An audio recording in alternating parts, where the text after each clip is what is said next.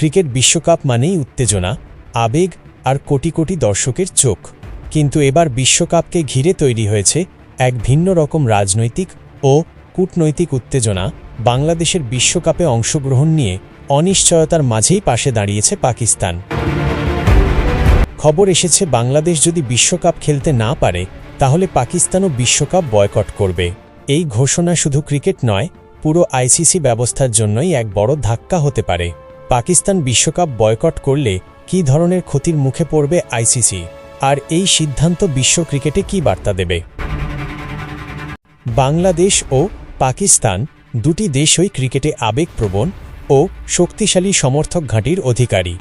বাংলাদেশকে ঘিরে যে অনিশ্চয়তা তৈরি হয়েছে, সেখানে পাকিস্তানের এই অবস্থান আসলে ক্রিকেটে সমতার পক্ষে অবস্থান, ছোট বা মাঝারি শক্তির দলগুলোর অধিকার রক্ষার বার্তা এবং আইসিসির উপর চাপ সৃষ্টি করার কৌশল। পাকিস্তান জানে তারা বিশ্বকাপে না খেললে সেটি শুধুই একটি দলের অনুপস্থিতি নয়, এটা হবে একটি বড় রাজনৈতিক ও অর্থনৈতিক সংকেত।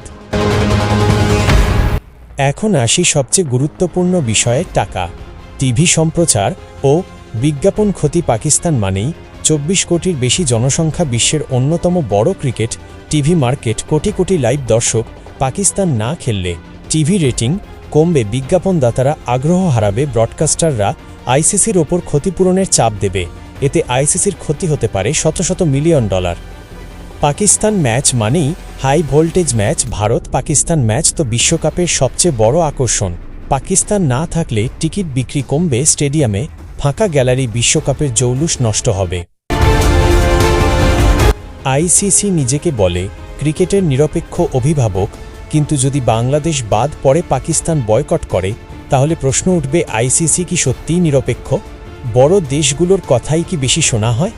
এর ফলে আফগানিস্তান, শ্রীলঙ্কা, ওয়েস্ট ইন্ডিজের মতো দেশগুলো ভবিষ্যতে প্রতিবাদে নামতে পারে। আইসিসির কর্তৃত্ব দুর্বল হয়ে পড়বে। পাকিস্তানের বয়কট শুধু একা থাকবে না। সম্ভাব্য পরিস্থিতি, কিছু দেশ পাকিস্তানের অবস্থান সমর্থন করতে পারে, বিশ্ব ক্রিকেটে বিভাজন তৈরি হতে পারে। ভবিষ্যতে আলাদা জোট বা বিকল্প টুর্নামেন্টের ভাবনাও আসতে পারে, যা আইসিসির জন্য ভয়ঙ্কর দীর্ঘমেয়াদী ঝুঁকি। ভারত পাকিস্তান ম্যাচ না হলে বিশ্বকাপের কি হবে? সত্যি কথা বলতে, ভারত পাকিস্তান ম্যাচ ছাড়া বিশ্বকাপ মানে আধা উৎসব। এই একটি ম্যাচ থেকেই সর্বোচ্চ বিজ্ঞাপন আয়, সর্বোচ্চ টিভি রেটিং, সর্বোচ্চ সোশ্যাল মিডিয়া ট্রেন্ড। এই ম্যাচ না হলে আইসিসির রাজস্ব কাঠামো ভেঙে পড়তে পারে, স্পন্সররা ভবিষ্যতে বিনিয়োগে দ্বিধায় পড়বে। পাকিস্তানের বিশ্বকাপ বয়কটের এই অবস্থান কি বার্তা দেয়? পাকিস্তান মূলত বলছে ক্রিকেট শুধু ক্ষমতাবানদের খেলা নয়, ক্রিকেট সবার অধিকার। এটি বাংলাদেশকে নৈতিক সমর্থন, আইসিসির জন্য একটি সতর্ক সংকেত এবং বিশ্ব ক্রিকেটে শক্তির ভারসাম্য নিয়ে নতুন আলোচনা।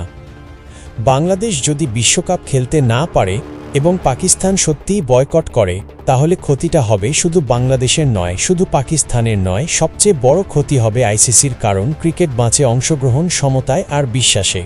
এখন দেখার বিষয় আইসিসি কি এই সংকেত বুঝবে, নাকি বিশ্বকাপের ইতিহাসে আরেকটি বিতর্কিত অধ্যায় যোগ হবে।